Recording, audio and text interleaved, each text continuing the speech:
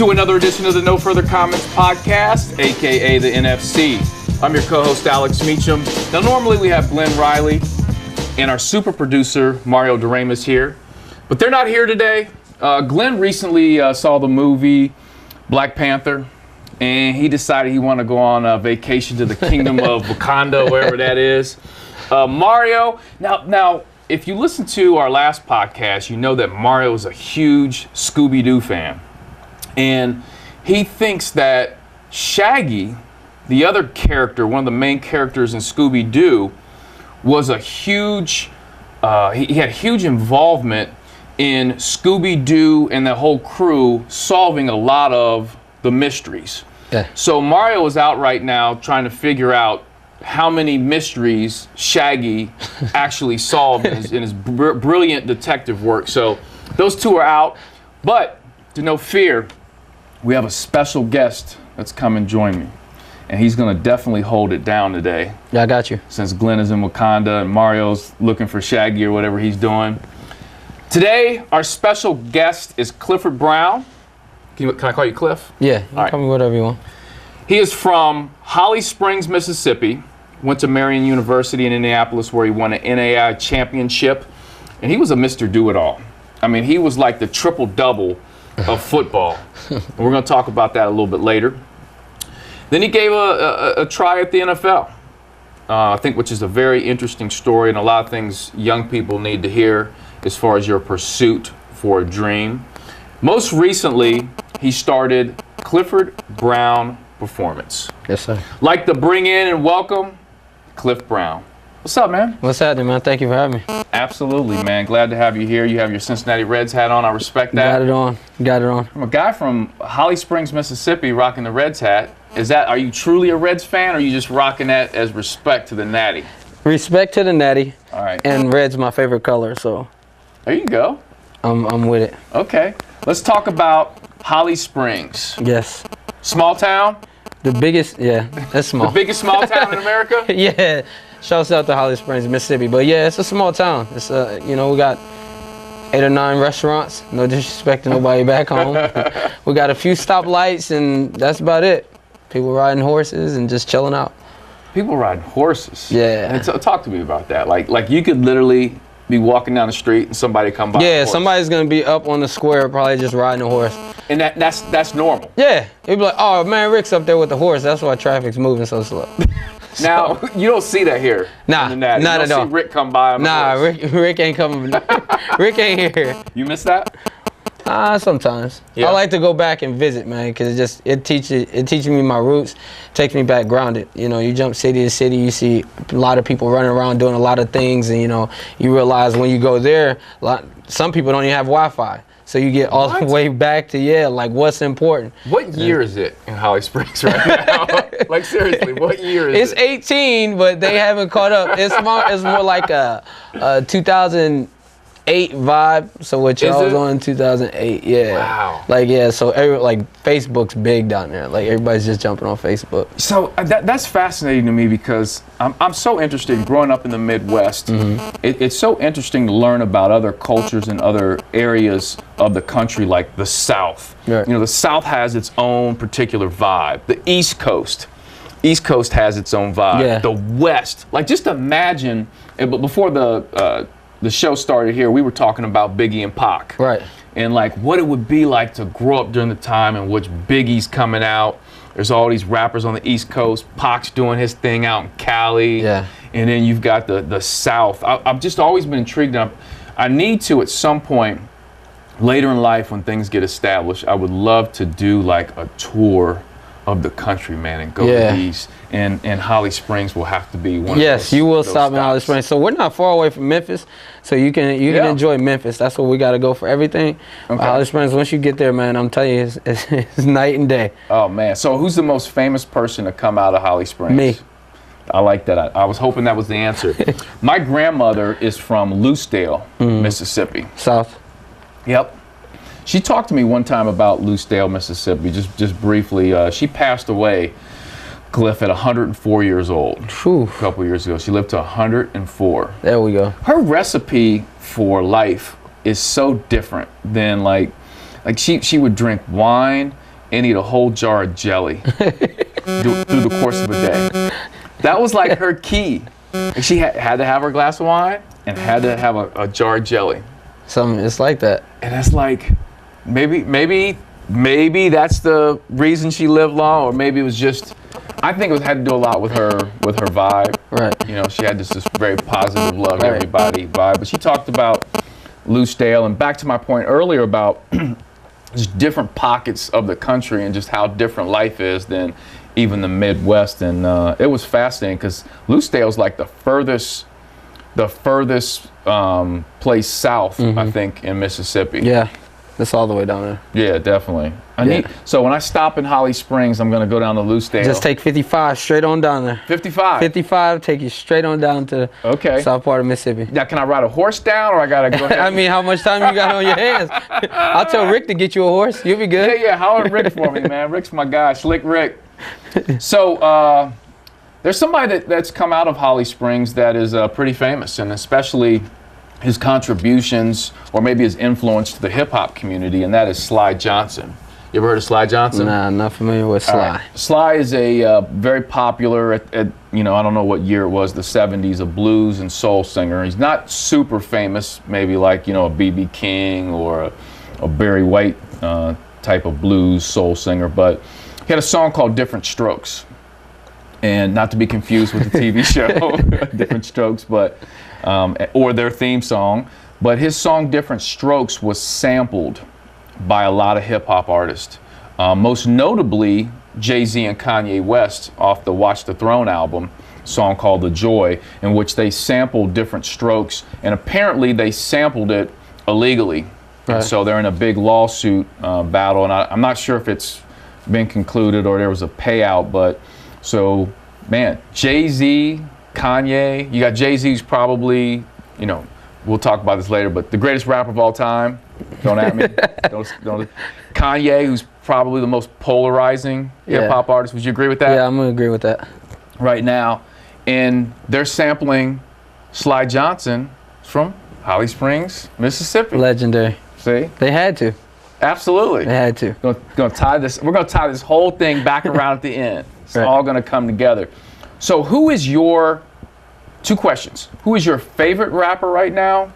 And who is the greatest rapper of all time? And I'm expecting two different answers. Yes. Okay. Favorite rapper, J. Cole, hands down. Jermaine. J. Cole. Why is that? Absolutely love J. Cole because he has a story to tell. And, I feel like I relate to that. Not a lot of artists are open to, the experiences that shape them into the artists that they are. And another thing, I'd probably say just the way he carries himself. Yeah. He's all about his art, and then he disappears. It's like it's a mystery. Disappear. Yeah, and it's like you don't know when you're gonna get the music or anything else. And I don't mind waiting because when he drops it, it's dope to me. Yeah. But he's not all over the place. But that's kind of cool in that it's like he puts out music when he feels it. Yeah. Versus I have to put it out because it's the fourth quarter. Right. I gotta my record company wants me to drop something, so I'm gonna make some jingle Yeah. and put it out there so Yeah. everybody's doing it. So that's true. That's kind of old school. And one thing I do like with J. Cole is he reminds me of that 90s vibe of telling stories, kind of like Right. we talked about Rick on the horse, but Slick Rick, the Right. rapper Slick Rick, who people arguably say is one of the greatest storytellers in hip hop history. I think J. Cole tries to do the same thing and paint that. So when you're listening to J. Cole's song, he's trying to paint that picture so you can visualize. It's just it's all an art, and I like just kicking back listening to music. I'm not really a rah guy with the music. Okay. But I like kicking back listening to music. So if I'm in a car ride, man, that's perfect for me. So, So I'm there all day. J. Cole, favorite hands down. Okay. Best rapper all time, Tupac to me. Woo! We've been talking about Pac, man. Tupac. We've been talking about Pac. Tupac. He's revolutionary, man. He was just, he wasn't afraid to speak his mind. He wasn't afraid to stand on it. Right. That takes a lot of brass, and I like it. So. And he died, I believe, at 25? Yeah. Was it something like that? 25 years old. And I don't know about you, but you're 28. Yeah. Right. 28. I feel like Tupac, I mean, he knew he was going to die. And I even hate to even parallel these two because I don't want people to, jump on me about this, but Martin Luther King knew he was going to die. Right. And I think Martin Luther King and Pac both talked about death. So Tupac is on record in making music talking about his potential death. Martin Luther King is standing up preaching to people, essentially rapping about I possibly could be gone, which both of them ended up very prophetic in their words. Right. But I mean, just the impact of what Pac said, what I do when people tell me, so I think Jay-Z is the greatest rapper of all time, but when people tell me they think Tupac, I don't argue with them. I don't debate that. And I respect that. I think one thing people miss about Pac's music, and if you haven't discovered this, I would challenge you to go back and listen. During Tupac's rise to fame, he would always drop a song that would be, and I'll just use this word for lack of a better word, but on some ignorant stuff. And then he'd turn around and drop Brenda's Got a Baby. Then he'd go ignorant, and then he hit you with Keep Your Head Up. It was like a plan. So I watched him in one interview, and I kind of, this is where I discovered who Tupac was. He needed to put some of them ignorant records out to get the people to listen. Like people from his hood in LA, the Crips, the Bloods, you got to listen to this. So I'm gonna bring you in with the gang banging stuff, but then I want you to keep your head up. And I think that's genius. I think people really miss that. Because a lot of people they don't have time for the message. That's the way they view it. They feel like they don't have time for it. Like, just give me something now. We ain't worrying about that right now. But it's actually someone actually trying to educate you. He's trying to enlighten you of issues that's going on all around you that you're not paying attention to. And how could you knock a man for that? So he did what he had to do to draw you in, and then boom, there it is. If Pac was alive today, how would his impact on the hip hop game be, and what would he be doing if he didn't do hip hop? Do you feel like he would be in a different lane? I think society would probably force him into a different lane.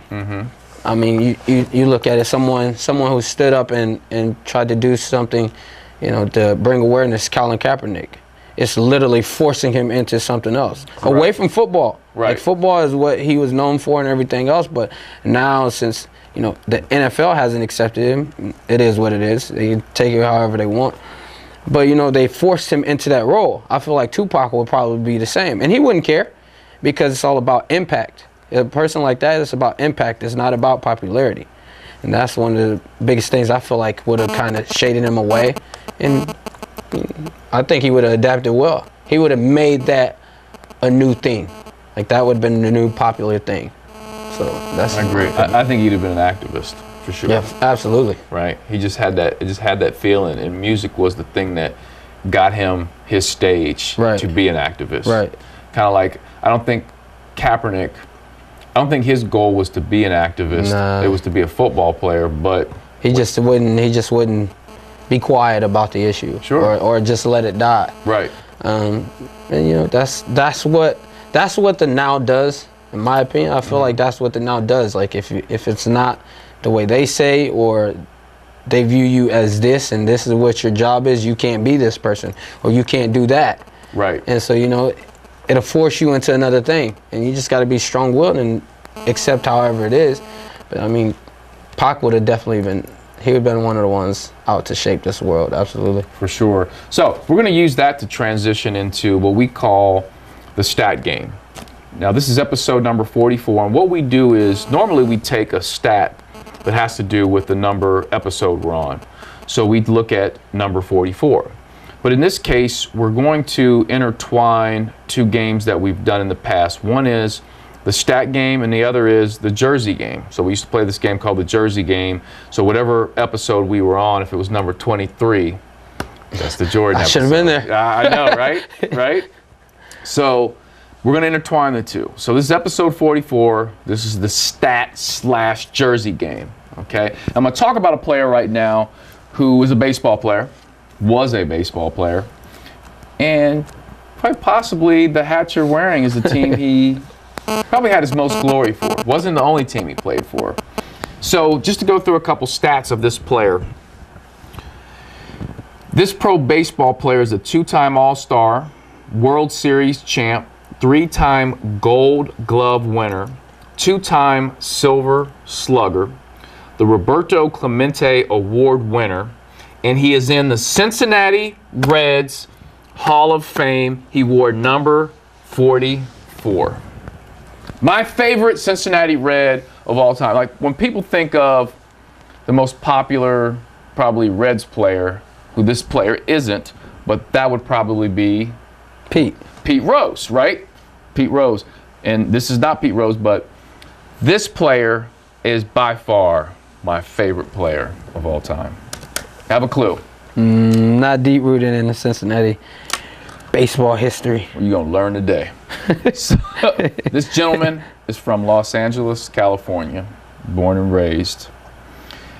At one point, Paul O'Neill, the famous Cincinnati Reds and famous New York Yankees player, once said, Paul O'Neill said about this guy that he was the best batter, the best outfielder, the best base stealer, the best player I've ever seen in my life. Versatility. Yes. Kind of like how you were on the football field. We talk about. This is no other than Eric Davis, better known as Eric the Red. And you didn't grow up watching Eric Davis. And for a lot of Reds fans, there are a lot of Reds fans who will tell you, especially my age. Let me say this: Reds fans my age will tell you Eric Davis was their favorite Red. A lot of them will. A lot of them will. I can't speak for everybody, but the older generation, I think most people agree Pete Rose was the Cincinnati Red player. But Eric was so cool because to me, he was hip hop. As we talk about Pac, Jay-Z, Biggie, Eric Davis was hip hop for me. Like Michael Jordan was hip hop in basketball for me. Like if you put a highlight of Michael Jordan together, of his dunks and his moves, you gotta put a hip hop song with that. Right. Right? Right. And I'm putting Jay-Z with that because Jay-Z's the greatest, right? Off rip. Huh? Off rip. Okay. No doubt. So Eric Davis, man, he just had, Cliff, he had a swag to him when he batted.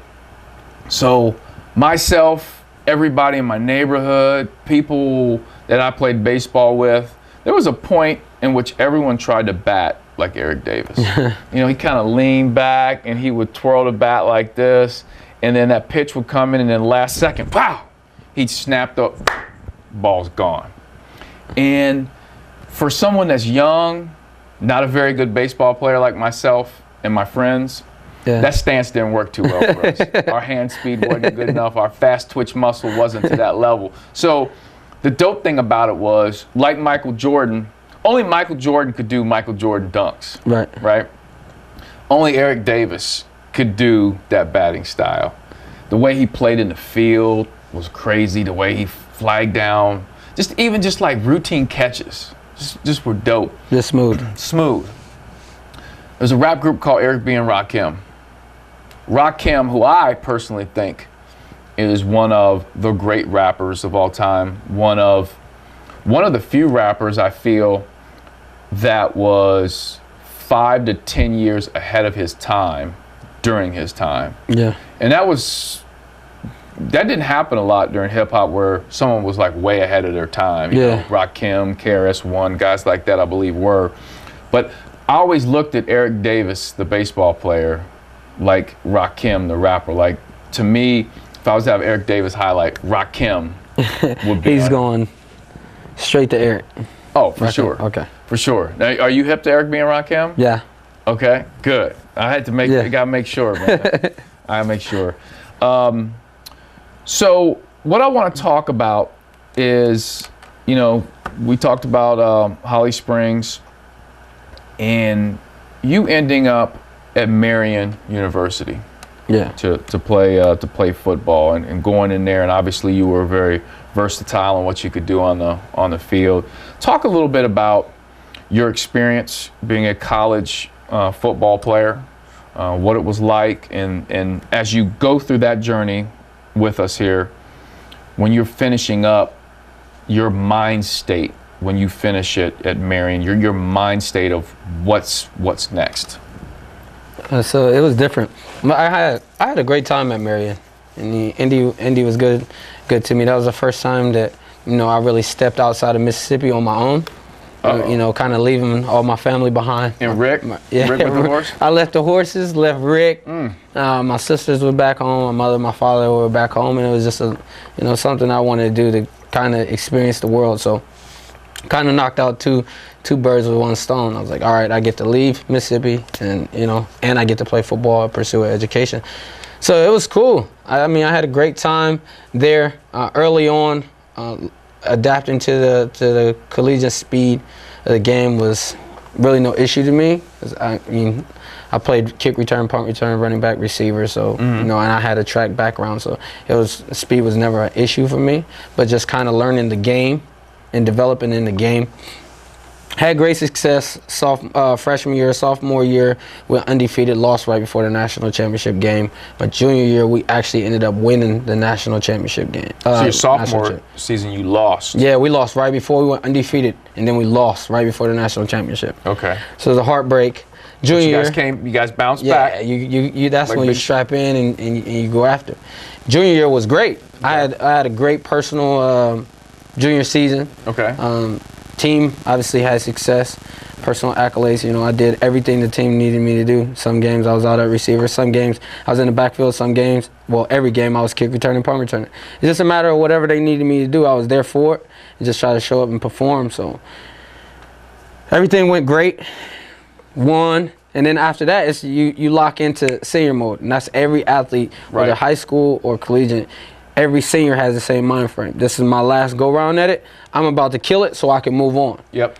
And at that point in time, I was there, but little did I know that life was going to take a turn on me as an athlete. Okay. So my senior year, second game of the year on a punt return, first quarter, I'm just doing the usual field to punt, take off. Guy swipes my feet, put my hand down and try to catch my balance. Boom, break my arm. My thumb, my wrist, and my forearm. Wow. And I didn't think it would be over. At what point was that? My senior year, second game. At what point? What did you say, the second game? Second game, yeah. Okay. So I'm thinking, like, oh, man, I got a bad, jam or something on my wrist. Little did I know that, I busted up my hand.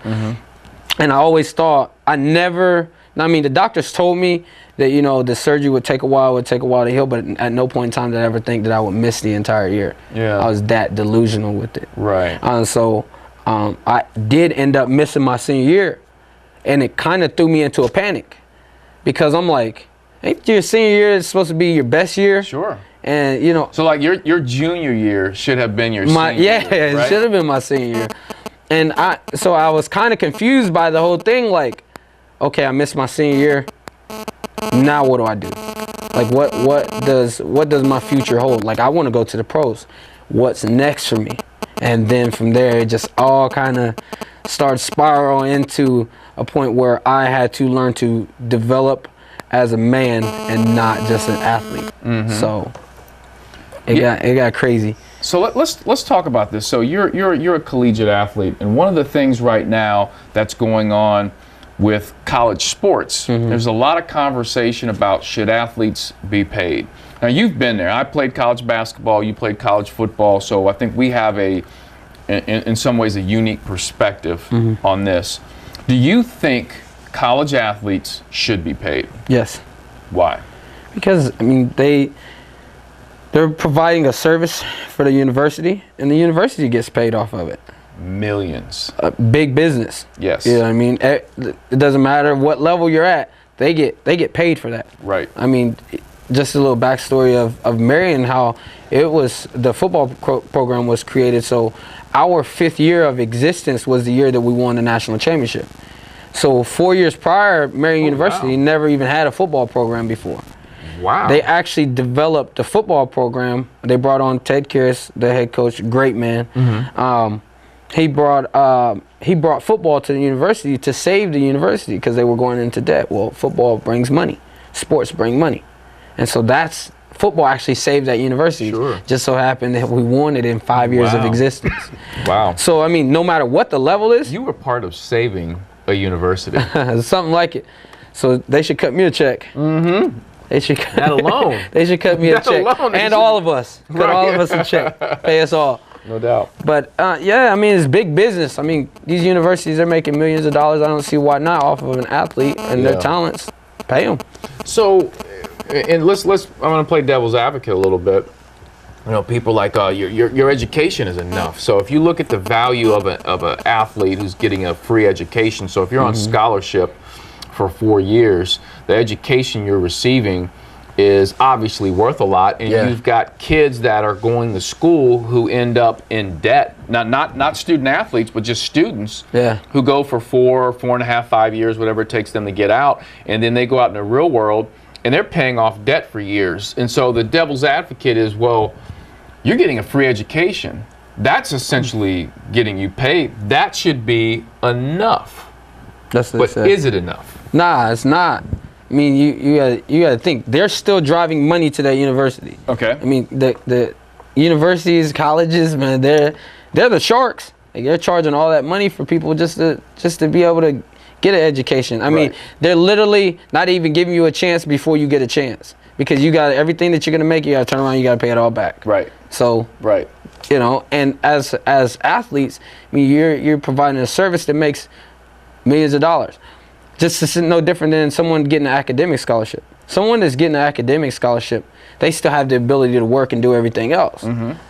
Other collegiate students, they have the ability to work. Athletes don't have the ability to work. Right. Really dive into that, because I think that's important for people to understand. Take us through like a day in the life of, okay, people go, well, why can't you work? Here's why. Yeah, I mean, the university owns you at that point in time whenever you sign off.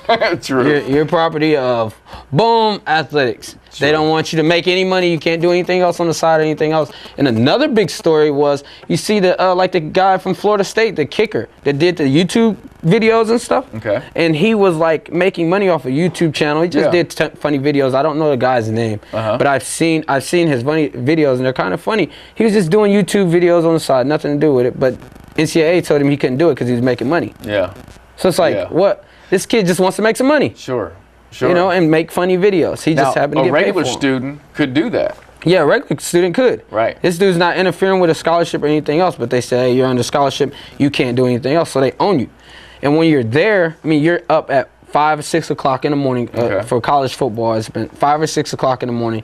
You have weightlifting, you have meetings at 5 or 6 o'clock in the morning. That's going to take you all the way up until you go to class at 8 o'clock, 9 o'clock, or whatever, and that's going to carry you all the way into lunch. You're gonna have lunch maybe 30 minutes or so, and then from there you're diving right back into film studies, probably a second lift session or something like that, and then you got to hit the training room before you even go to practice. Then once you go to practice, you get out of practice, go right back into the training room. You'll get dinner for a quick second, and then you're right into study table. So you're looking at it. You're literally busy from 5 or 6 o'clock in the morning until 7, 8 o'clock at night. I mean, unless you're going to get a graveyard job, which you're a special person for that, you know, you don't have the ability to work. You're literally property of the university, and you can't skip not one of those things to say, oh, I need to make money. No, you're here, or we'll take your scholarship. Right. That's not fair. Someone that's getting a full academic scholarship can still go to work. Then why can't athletes be paid?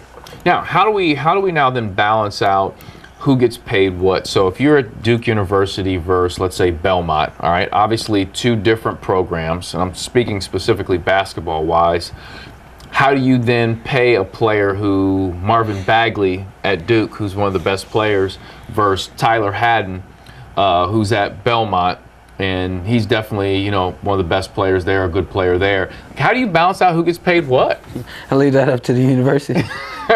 So you put it in the hands of the individual universities how they distribute money to each player. That's up to the program, I feel like. That should be up to the program. I mean, it's too much for everyone else to be dealing with it. I mean, if a guy is offered something better over there, then that's up to him. You know, it's no different than corporate America trying to get a job. If something pays you better, you're going to go. You're going to take that one. And I think that they need to figure something out. I don't know what the answer is. I don't know.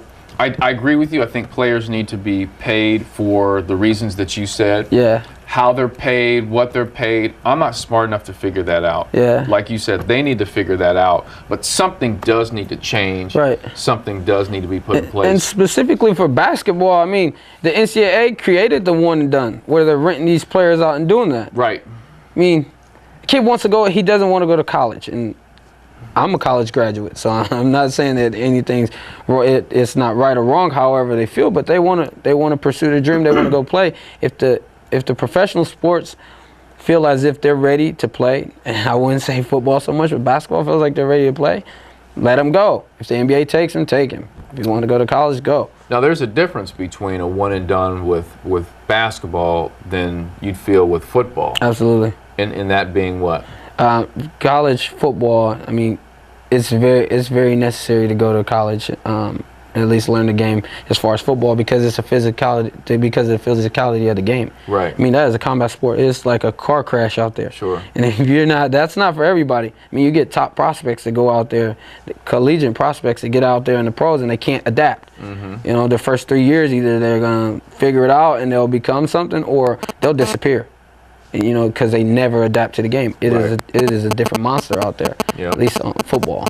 Yeah. So. And I think basketball will get back to the point where there'll be one and done, or there'll be straight out of high school, yeah. And get rid of. I was trying to say get rid of the one and done rule. I think it'll get to that point, and players being paid. But let's transition now into, speaking of being paid, you pursuing your dream of playing in the NFL. Now, when we're kids, like, I used to go in the backyard. My first dream, Cliff, was to play basketball for the University of Cincinnati for the Bearcats. That was my first ever dream, right? And through that process, at 9 years old, I started seeing this guy, Michael Jeffrey Jordan, and then I had dreams of playing in the NBA. You know, I would go in the backyard, and it would literally be 10 degrees out, snowed 5 inches the night before. I'm out getting buckets out in the backyard with gloves on. You need it. Oh yeah, and I'm shooting, but I think a lot of kids were like me, and a lot of kids were like you, in that you have dreams of playing at the highest level, which is the NFL, or in my case, the NBA. So with your dreams of playing in the NFL, you going through what you went through your senior year, which people could look at as there's no way he could make it to the NFL. You know, you didn't play your senior year. That's your time where you're supposed to shine, prove yourself. For you, your mindset was a little different.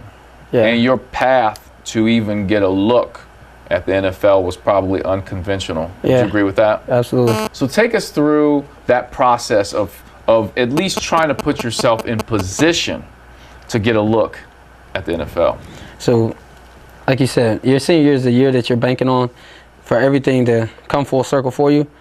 I missed my senior year, and it threw me for a loop, and I didn't know what the future would hold for me. But in my mind, at no point in time did I ever think that I was a long shot. And that's probably because, you know, I'm still a smaller guy, and I was never big for a football player. So in my mind, I felt like no one ever gave me a chance anyway.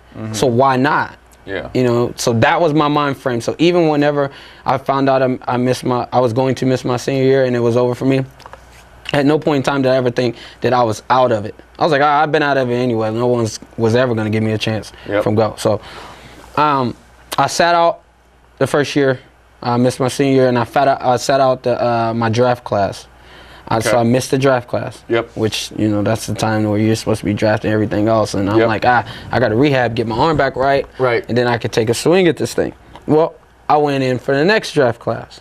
So at that point in time, I had no idea that, I wouldn't say that it's impossible to miss your draft class and still get a shot, but it would be that hard.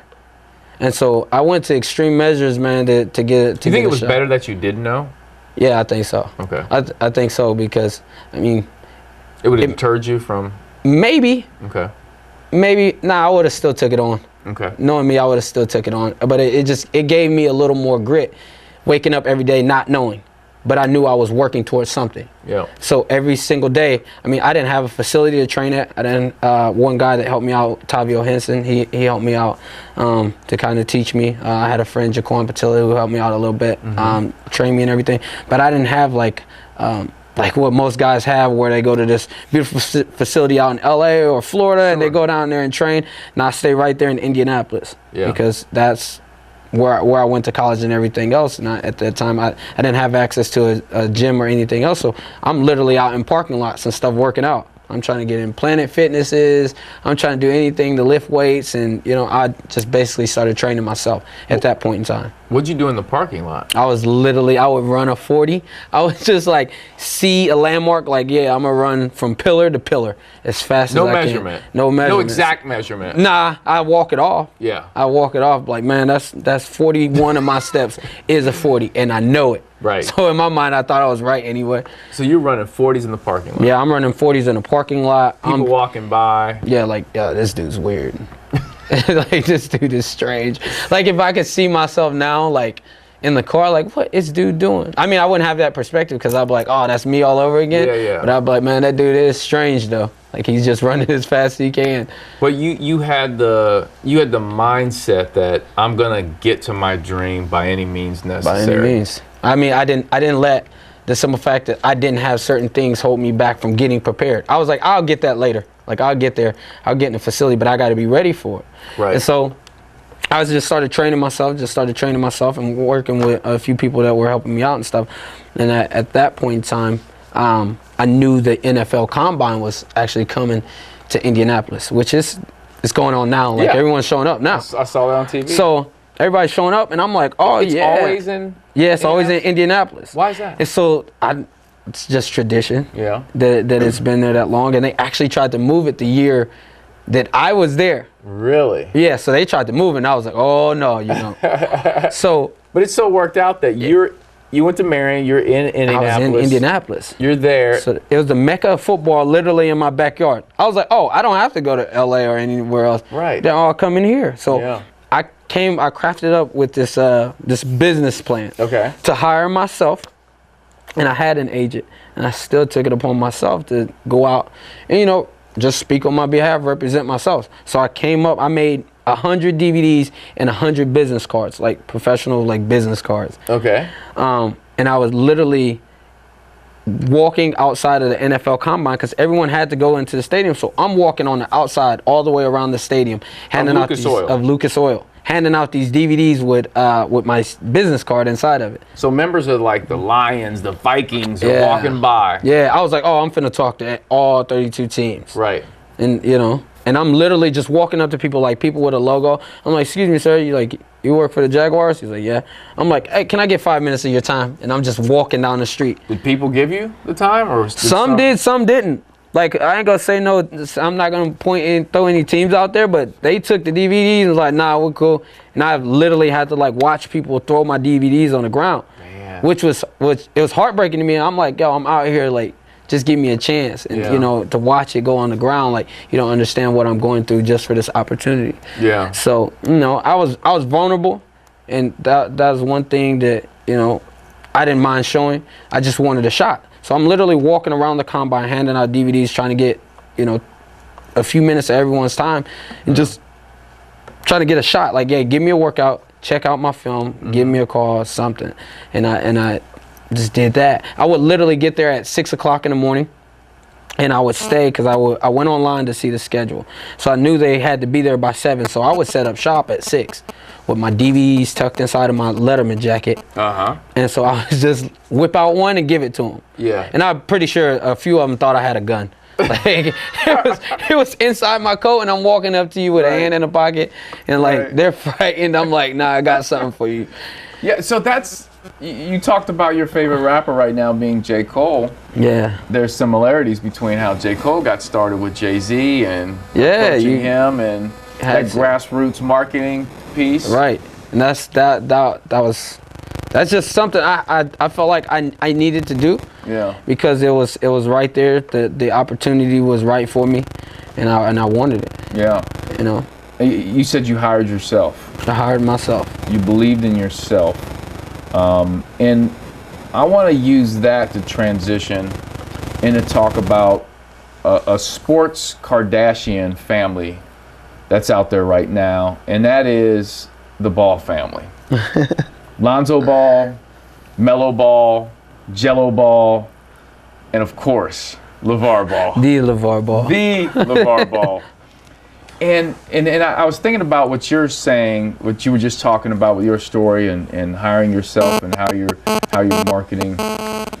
What are your thoughts about LeVar Ball and how he's gone about marketing his kids? And in some ways, people will say he's a genius.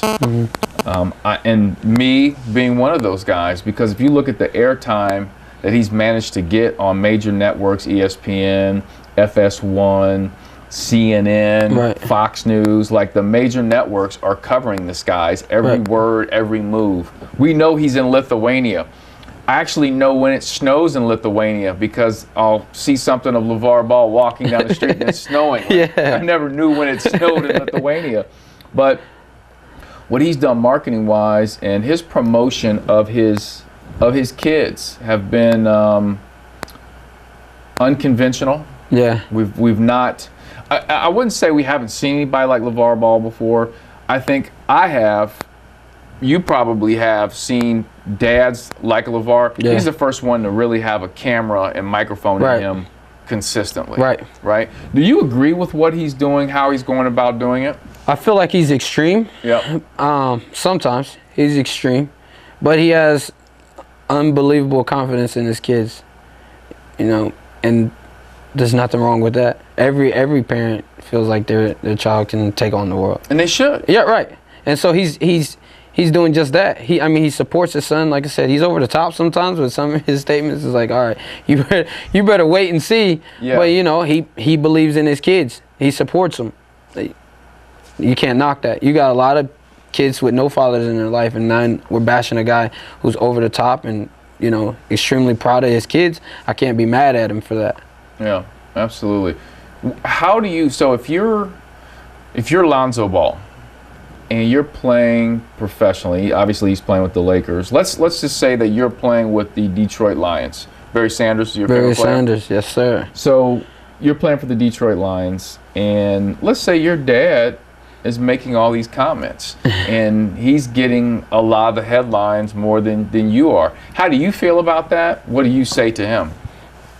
I tell my dad, just because I know he knows my personality, I know his. Only thing I would tell him, I'd be like, yo, you just chill out a little bit. Yeah. Chill out, you're going over the top. Like, you know, we got to play LeBron and those guys next week. Right, I'm not You trying to get me dunked on. For real, you got people on a tear. Like, Patrick Beverly couldn't wait to get on you. Oh, like, man, first game. First game, he was like, I'm not letting him score nothing. No doubt. And so, you know, it's if you can handle that, I mean, I guess it's fine, but I just tell my dad just chill out with some of that. Yeah. You know what I mean? Just over the top. But I mean, he's not gonna stop. Like the kid said, they're used to it. Yeah. Like their dad's They always are. been like that. They was like, nah, Always. he's always been like that. It's just he has a mic now. And the kids are quiet. Yeah. Lonzo, Jello, and Melo are all, they're different personalities. When but they there's- talk. When they talk. But to get them to talk, Right. it's like to get them to there is a different, it's almost like, I want to say they're respectful. They seem like respectful kids. Yeah, Like they seem to like me. they're great to their mother. Obviously, who, I think her name's Tina Ball. She went through a stroke and had her health issues, but they seem very respectful and love her, which I often attribute that to the dad, because when a kid sees the dad love the mom and make sure that the kids respect the mom, Right. I take that back to the dad and the way he raised them. Right.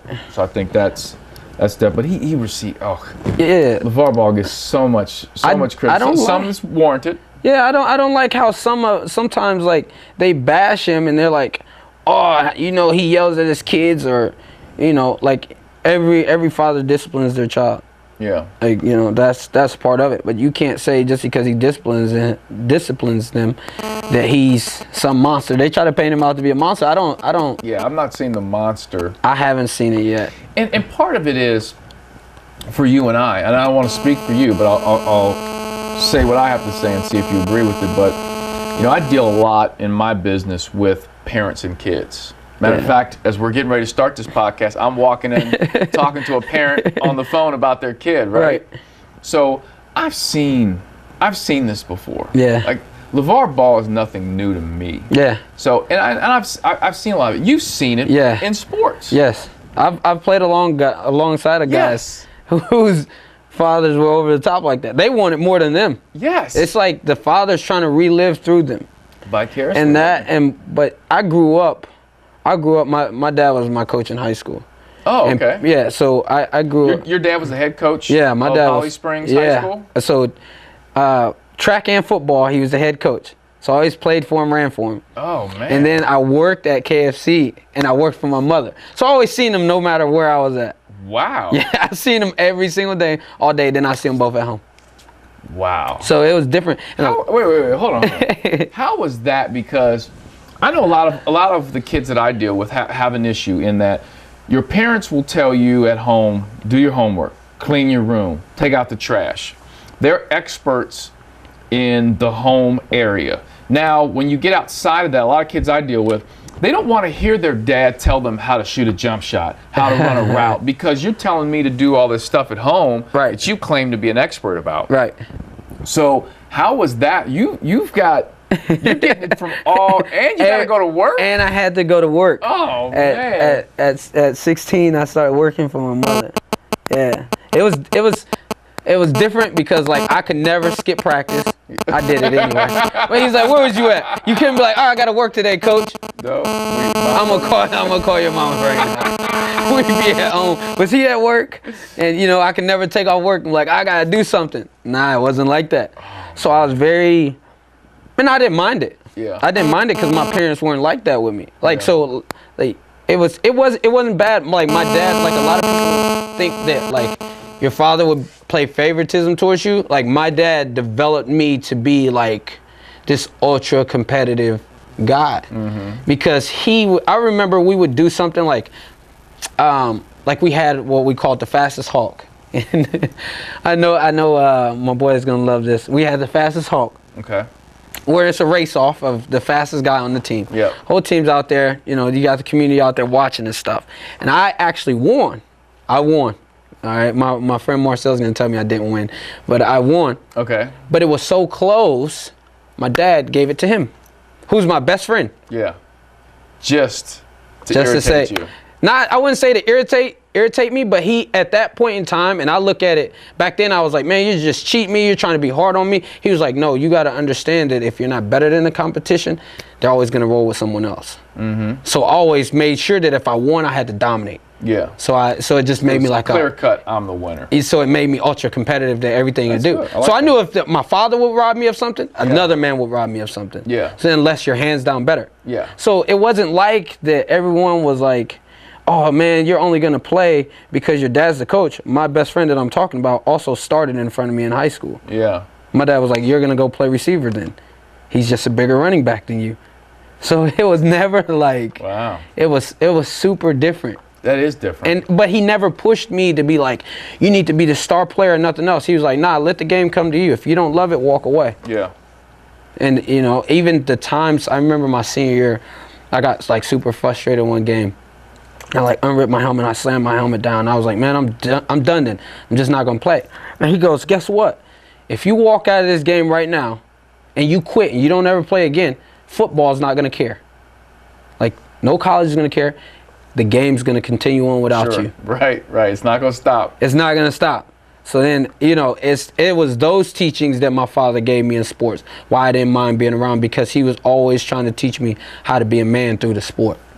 So it wasn't hard. Do you think those lessons you learned from your dad attribute to you running those 40 routes in the parking lot? Yeah, absolutely. Not caring what anybody says that's walking by, like, why is this dude running? Nah, man, I watched my father, you know, at my high school, is Holly Springs High School, like we didn't have a weight room at the time. I watched my father build it. I watched him, you know, buy weights and stuff like that. I watched him do these things. And he was like, look, and I remember tearing down a wall with him and my cousins.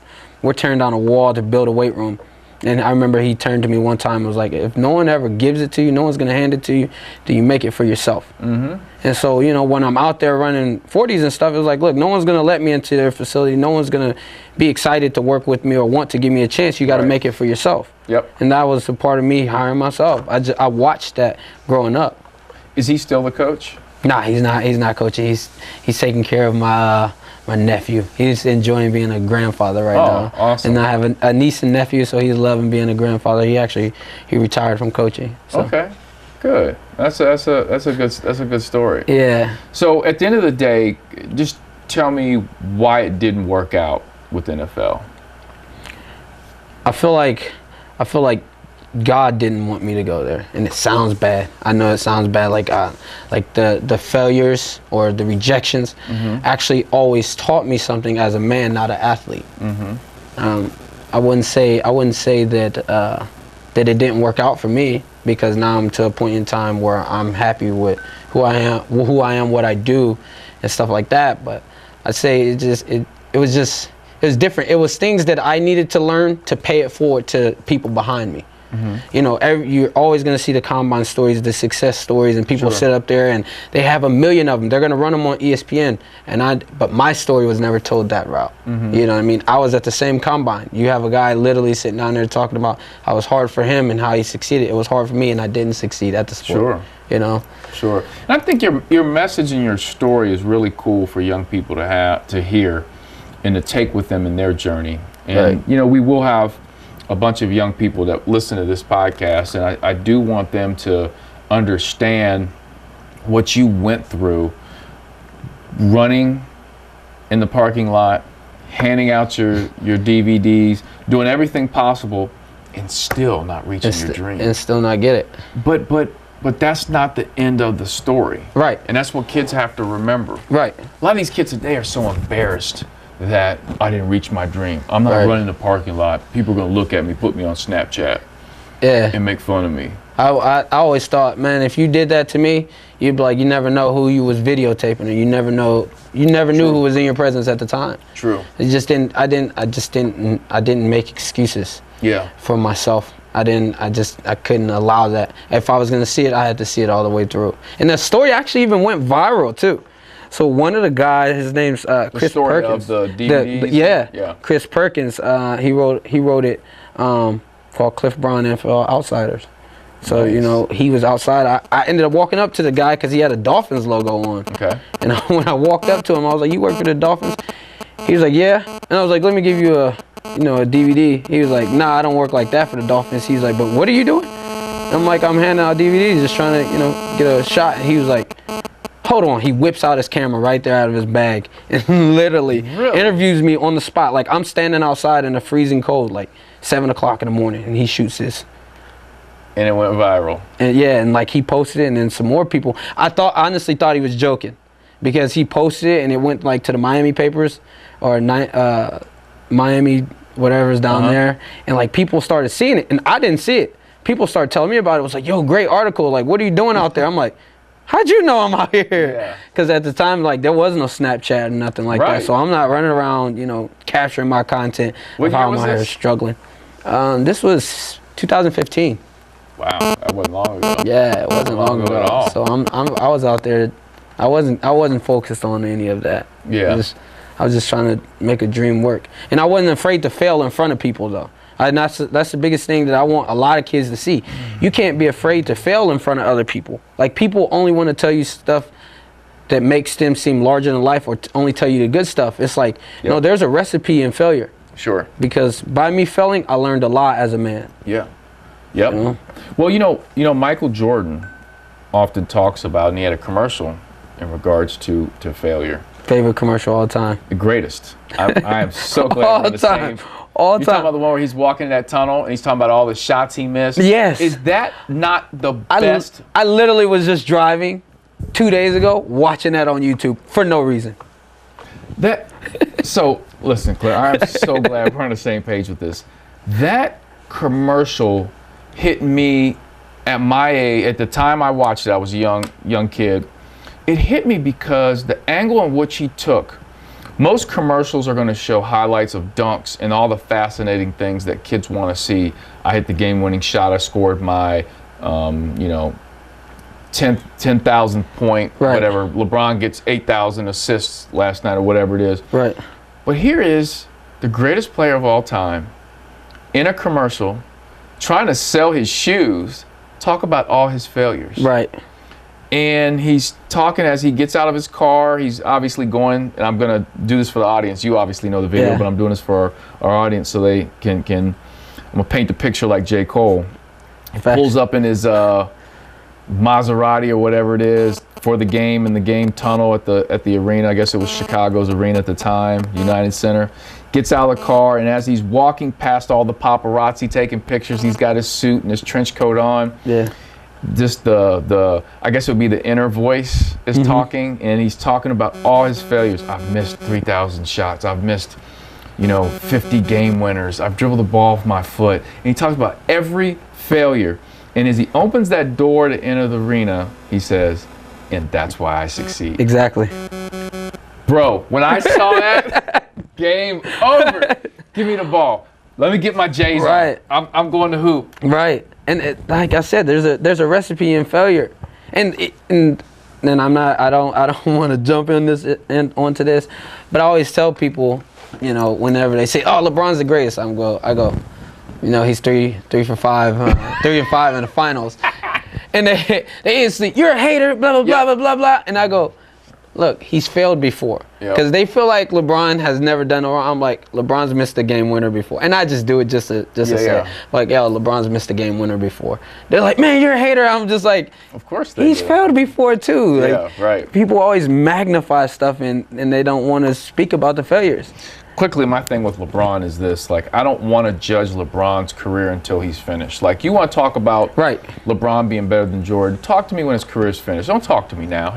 His story's still being written. Like, of course I'm going to be a pro Michael fan, but if the statistics and things lay out and the storyline lays out where LeBron is the greatest when it's all said and done, then we'll deal with that when we get there. But don't talk to me during the story. Who's the first player with 800 rebounds? Like, I don't know. I don't care. I'm not looking at it like that. Like, it's like, okay, I'm watching a movie and I'm not finished with the movie, right? And I'm like, this is the greatest movie of all time. Like, how you don't know how it's gonna end? Like, watch the rest of the movie. Yes. But one thing we have in common, and I'll use this Jordan's story as a segue, we have sneakers in common. Yes. I'm so glad that we do. I'm a huge sneakerhead, specifically a Michael Jordan, Air Jordan sneakerhead. I'm with you. So, I want to know your top 5 Jordans of all time. And then I'm going to give you my top 5, which is my list is actually the real list. We'll see if your list is like matches mine, then your list is the real list too. Yeah. Number 1, Cherry 13s. That's your shoe. Absolute favorite. I love it. Okay. Cherry 13s. Number 2, the 88s. Okay. Slam dunk competition. Number 3. I'm gonna switch it up and say I like the Chicago ones. You're gonna go with the ones? I'm going Chicago ones. Okay. That's number 3. Number 4. I'm going I'm an 11 guy, so I'm gonna say the past December release, the all red 11s. The all red 11s. Number 4. Number 5. Bel Air 5s. Okay. Because they were dope. Okay. Gotcha. I'll give you mine. You ready? Ready. All right. Buckle up. Number 5. I'm gonna make it very dramatic. So, and you've described some specifically with colors and different things. I'm just gonna talk about a style. So, starting at number 5, I have the Jordan 4s. And the reason I have the Jordan 4s is because you're wearing them. I'm wearing them right now. The Jordan 4s, to me, watching Michael Jordan play, that was the first time I said he is the greatest player in the world. So for me to watch him in that type of like lens, like he's the greatest. So whatever shoe he's wearing is going to be special. Yeah. Right? I always mark the Michael Jordan moments with his shoes a lot of times, right? So I'm going to go with the Jordan 4s at number 5. At number 4, I have the Jordan 3s. Specifically, the Jordan black cement 3s. Just came out. Last week. Yep, on All-Star Weekend. That was the first pair of Jordans I ever owned. Bought with my own money with the Jordan 3s. And you bought them again. I've bought them over time. I have about 5 pair of Jordan 3s. I didn't get the ones last week because I have a pair of Jordan 3s, cement 3s specifically, that are in a box in a corner. I've never touched them. Yeah. Don't even know what they look like. Gotta keep them on ice. Oh, they're sitting there chilling. So I didn't need to get the ones last week. So number 3, I'm gonna go with the Jordan 11s. The patent leather was such a game changer. Yeah, for sure. We had just never seen anything like that, to where a dress shoe would cross over into the world of athletics. Yeah. And the combination of the two. I mean, I'm sure some basketball shoes had touches of shiny material that may look, but to have a whole piece of a shoe have that much patent leather, instant sellout. Man. At number 2, I have one of my favorite, no, not one of, my favorite Jordan to play in, the Jordan 12s. I love the Jordan 12s. The first time I ever saw Michael Jordan play live was in the white and red Jordan 12s. Yeah. And one of the things with the Jordan 12s I love so much is just the minimalistic look to them. I sat real high. They were playing the Sacramento Kings. Mitch Richmond was guarding Michael Jordan, who Michael said was one of the toughest players he had to go against defensively, like who was guarding him. Him, Gary Payton, Joe Dumars from the Pistons. But just sitting back as far as I was for the game versus the Kings, I could see the Jordan 12 because it had that big block of red, and I'm like, yo, what are those? Like, I need those. I've gotta have those. So every day I couldn't wait for the release of those shoes. Like I said before, whenever I saw Michael in a shoe, it just made it different. So you got 5 of those too? No, I don't. I think I have maybe 2 or 3 pair of those. Necessary. Absolutely. And number 1, the most influential shoe of all time. Not most influential Jordan to the Jordan line. I'm saying, Cliff, this is the most influential Jordan or influential shoe of all time. Influenced the whole sneaker culture. Yeah, everything. The Jordan 5s. 5. You want to know why? Yes. So, there are elements to the shoe that were game changers. First, I'm going to start with the tongue. The tongue was complete 3M. We've not seen that to that point on a basketball shoe. That is true. The whole tongue. And then on top of that, too, tongues weren't really used as the fashion piece to the shoe. Other pieces of the shoe were more so the selling feature, right? So now the Jordan 5 tongue became the change of the game as far as, okay, when we make a shoe, the tongue better be on point. Yeah. Think about the Jordan 6s, the 2 holes in the tongue. You know, and then you get to the 7s and the 8s. You think about the puzzle piece on the tongue, like the carpet, you know, on the 8s, and so go on and on. Yeah. It started with the 5, and then the 3M. Like, what if the shoe had 3M like that much shiny? And if you were in a room and somebody took a picture, your shoe light up. Game changer. Number 2 as far as the pieces of the shoe that were very influential, the lace lock. No one had seen that before. Right. Not on a basketball shoe. That's how you can tell whether they're real or fake too. There you go. Lace lock. Absolutely. And this lace lock thing totally changed. People started finding ways to, you know, create a system like that lace lock that quote unquote kept your shoes from becoming untied, but we know really it was just a fashion piece, an accessory. Right. Then, which I think is probably the most important feature of the shoe, is the clear sole. You think about the Jordan 1s, 2s, and 3s, you know, most of them had plain bottoms, right? And then and even the 4s. But the 5s, man, It was a clear bottom, and then you could see the jump man. Like, Yes. get out of here. That changed the game. Like, people were literally, that had the 5s, were trying to keep their 5s from getting dirty Yes. on the bottom. How you see bottom? Right. That didn't happen with the 4s. That didn't happen with the 3s. Didn't happen with the 2 or the 1s. But the 5s, hey man. You don't even walk in them. I can't walk that way because it's gonna mess up. It's gonna turn these bad boys yellow. Yeah. And that led to the Jordan 11s. Mm-hmm. You know, when they had the icy bottom, that's such an important feature. Like, I think the patent leather is important, but that icy bottom Right. plays into that, right? Yeah. And that started with the Jordan 5. That says it all. You agree with? Yes. Okay. Your list is approved. Mine's matters, but yours approved. Mine still matters. No doubt. Now, here's what I want to do. I'm going to pull this up. The last part of our show that we always do, every episode, so we have a thing called the Blast from the Past. Now, my co-host Glenn Riley and I are huge music guys, especially 90s, time in which we grew up. Late 80s, I should say late 80s, early 90s.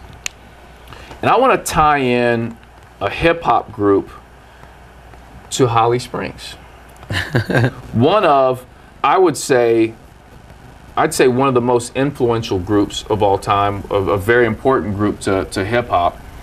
So this group that I'm about to play, the song that they did came out in 1989. What's important about 1989? The year a legend was born. The year you were born, yes. 1989. So I factored that in. Then I factored in Sly Johnson, who's from Holly Springs. Sly Johnson created that song called Different Strokes. Mm-hmm. Different Strokes was sampled by Jay-Z, Wu-Tang Clan, but specifically this song was sampled Different Strokes. So we're going to tie it all together. So we've got a Holly Springs flavor in here from the Different Strokes. 1989, the year you were born. A great year for Jordan sneakers, yes. too. I'm going to go ahead and play this and see if you know who this group is. Now, keep in mind that this group, excuse me, I'm sorry, I got to get this queued up here. Now, I think, and I'm going to tell you right now, I think personally that this video for this group is the greatest hip-hop video of all time. And it had nothing to do, it wasn't a fancy video. There weren't like, you know, which, trust me, I have nothing wrong with this, the girls dancing and shaking and all that stuff. It was just plain up street hip hop. Right. Here we go.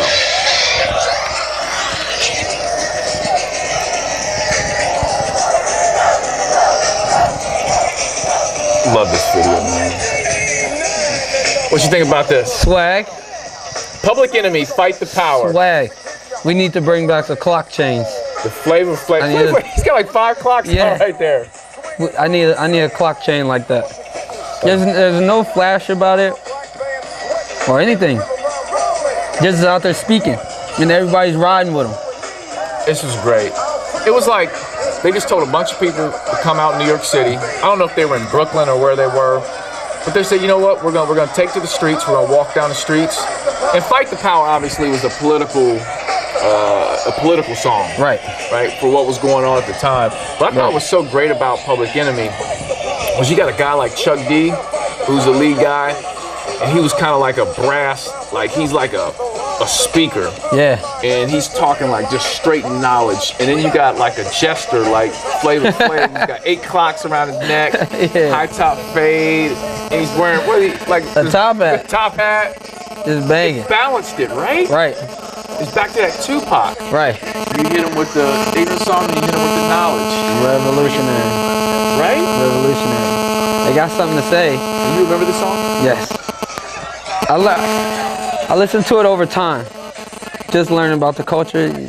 You definitely, that's something that you're always gonna hear. No doubt. I mean, you hear it in movies. They're still using it in movies and everything else. That song's still relevant. I mean, you don't hear it on the radio every day. You gotta listen to Drake and Migos, but you know that's. Nothing against Drake and the Migos. Yeah, but nothing against them, but you know, there's definitely a message to be told in a lot of that music. And Sly Johnson. Sly. had something to do with this song. So He influenced it. they want to go to Holly Springs, Mississippi. That's what. Now, do you know there are a couple rappers from the state of Mississippi that you probably didn't know were from the state of Mississippi? Did you know Rick Ross is from Clarksdale, Mississippi? Yeah. You knew that? Yeah, I knew Ross was. Most people don't know that. They don't give Mississippi no credit. No. Nah, they just like, oh, he's from Miami. Right. That's what everyone thinks. Like, no, he's not. Big Crit. You probably know Big Crit's from Mississippi. I believe Ray Shrimmert's from Mississippi. Do you remember Nate Dogg? Yes. Nate Dogg's from Mississippi. How about that? We got some legends. You do. We got some legends. A lot of good. Most people don't know that. It's probably because it's not a state that people think of hip hop. Like you think of Atlanta, like and Georgia, like oh, they're putting out some. Mississippi is exactly. T.I. It's what you think of it. It's I'm here to rechange that. Are you changing the perception of? Yeah, I'm reshaping the idea. This is what Mississippi looks like. This is what it looks like. It looks like me. Absolutely. So. I love it. Well, hey, listen, I love your story. I had Matt Cattell, who we have a friend in common. Matt Cattell reached out to me about having you on here, and he sent me the information about your story. I read up on it. But I think it's one thing to read up on it and hear from other people a person's story, but then to meet that person and hear them verbalize their story. And I think it's definitely impactful. And I love the message from within, and especially for a lot of our young people to hear. Like I said before, you running in the parking lot, passing out your DVD, and you didn't make it to the NFL, but that wasn't the end of the story. Right. I think all that is so important for young people of today, the instant gratification generation. Right. They need to hear that. Right. And you're right now doing Clifford Brown Performance. Yeah. Right? Yes, sir. So there's a great ending to this. And if you want to speak on your business right now before we close up shop. Yeah, Clifford Brown Performance, and just something that I've ventured into as an independent trainer, just helping guys. It doesn't matter the sport, football, basketball, track background.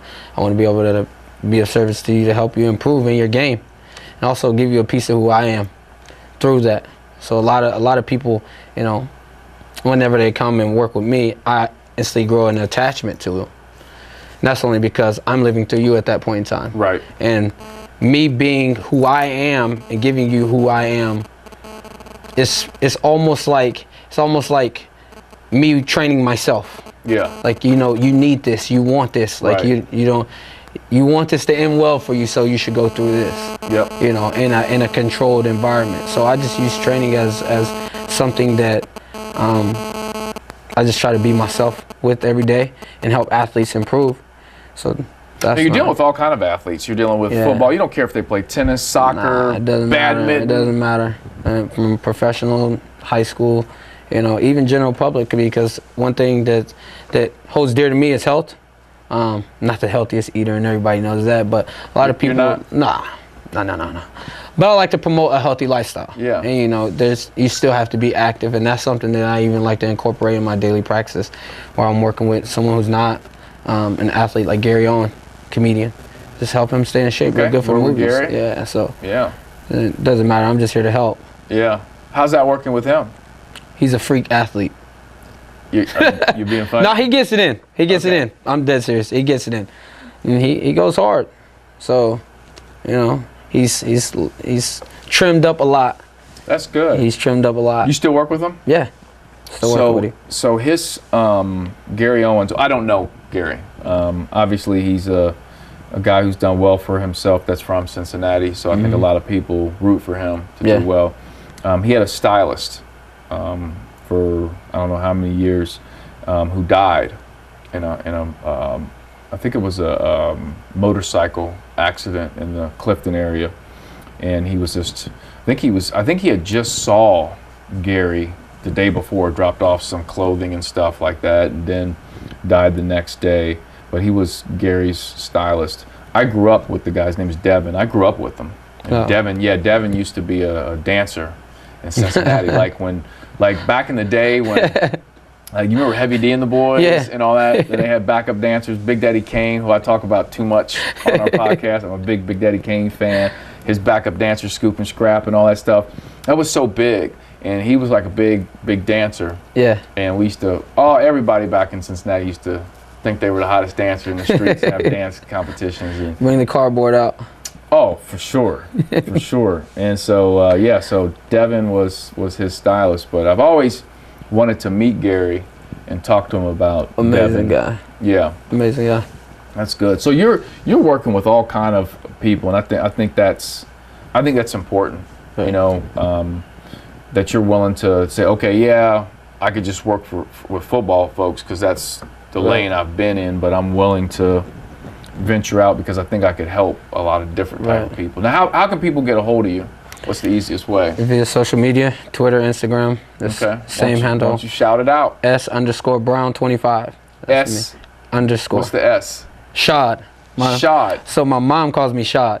When you were working at KFC? Yeah, she's still to this day. I'm only called Clifford when she's mad. So other than that, I'm just Shad. So. Shad. What's that from? She just loved that name. So my full name's Clifford Vashad Brown. Vashad. Yeah, Vashad. And she just calls me Shad. Okay. So I always identify myself as Shad because that's what Mama calls me. Is there anybody else named Shad? Bow Wow. Shad Moss. I thought so. I thought Lil Bow Wow real name was Shad. And you know where Lil Bow Wow's from? Where? Columbus, Ohio. Yes. We're bringing this all around. He has Ohio ties. He has Ohio. He's from the O. Yes. How about that? So, I forgot Lil Bow Wow. I spell mine differently though. Okay, how you spell yours? It's SHAUD. He's SHAD. Okay. So there's no U. Okay. So mine sounds like super fancy, like French. Like you fancy, huh? Yeah, I'm French. I tell people I'm French when I spell it. Oh, that's good stuff. So once again, shout out your social media. S_Brown25. Right. And if anybody needs to get a hold of us, we are at NFC Podcast. We're on Instagram and Twitter, and also on Facebook under the No Further Comments Podcast. And Cliff, I want to thank you for coming on the show, sharing your story, and also intertwining your story within our normal podcast format, talking about other topics. It's always great to get other people's opinions on LeVar Ball, should athletes be paid, greatest Jordans of all time. Like, that's always good to intertwine and get other people's. I appreciate you for having me. Only sneakerheads welcome up here. That's right. Only sneakerheads. You gotta know the shoes. That's how it should be. It's important. Absolutely. Well, everyone, we'll be back next week with another episode. It'll be episode 45.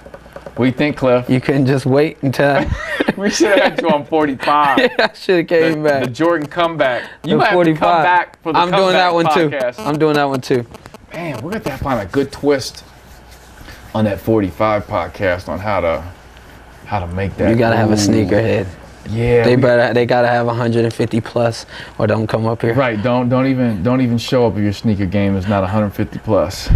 Jordan. Jordan for sure. Jordan. Oh, that wasn't it. Yeah. No question about that. We'll be back with hopefully Glenn's back from the Kingdom of Wakanda, and Mario has found his statistics on Shaggy. Yeah, our producer Mario is a funny dude. He's a big Sacramento Kings fan. Right? I'm sorry. I don't know. No, white chocolate is nice. Jason Williams? White chocolate is nice. Yes. No doubt. But he's a huge Kings fan, which is just so random. And for years he's been an Eagles fan. Oh gosh. But it's been a while. Like, he's not like a Eagles fan last year. It's been an Eagles fan since he's been riding with him. Yeah, since Donovan. Like, it's been for a long time. So this year was his year to really pump his chest. Yeah. So anyway, last podcast we got on this rant about the reggae artist Shaggy. Yeah. You know Shaggy? Yeah. So, and then somehow he went on a rant about the importance of Shaggy from Scooby-Doo and how his brilliant detective work helped solve a lot of mysteries. It went left. Yeah, I was like, so he's out getting those statistics. But he will be back from his research on Shaggy And Glenn will be as well for episode 45. We want to thank everybody for checking out episode 44 of the No Further Comments podcast and our special guest, Cliff Brown. Appreciate you.